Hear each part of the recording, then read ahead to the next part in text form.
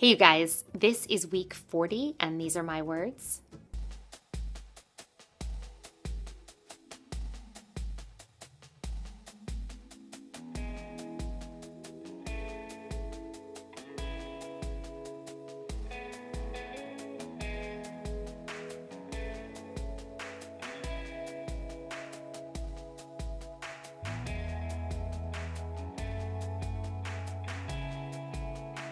As you can tell, I'm excited that it's starting to turn fall because I've got the fireplace on. Woo! Anyway, I wanted to talk about this idea about being scared or becoming afraid of something and how that can be a wonderful motivator.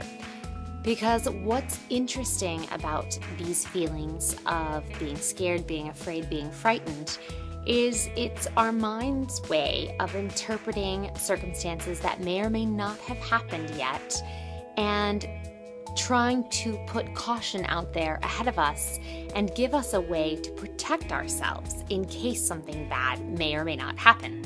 And I'm fascinated by this because I had to do something this week that was particularly scary for me. I ended up leaving my representation, which is a scary thing to do because I like them, they're good people, they work hard, but it just wasn't working out for me. But there was a lot of anticipatory anxiety before I had to go in and have a meeting with them.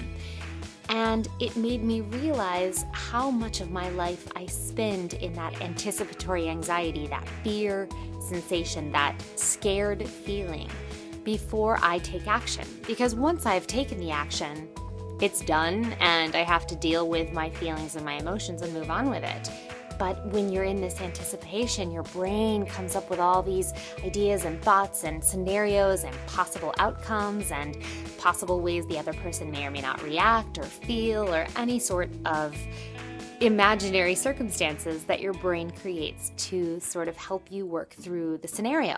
I love the quote that you're supposed to do something every day that scares you, and I think that's a really wonderful way to live your life, to challenge yourself to move outside of your comfort zone and do things that might frighten you a little bit. I don't think you should live your life by jumping off of buildings and riding roller coasters every day, but I do think there's something that really can charge you up when you move into that place of the unknown, of the place when your brain doesn't know what's coming, because that's really what the unknown is fear, because that's all your brain knows how to associate it with. Your brain says anything that I'm not familiar with, anything that's unknown is something to be afraid of.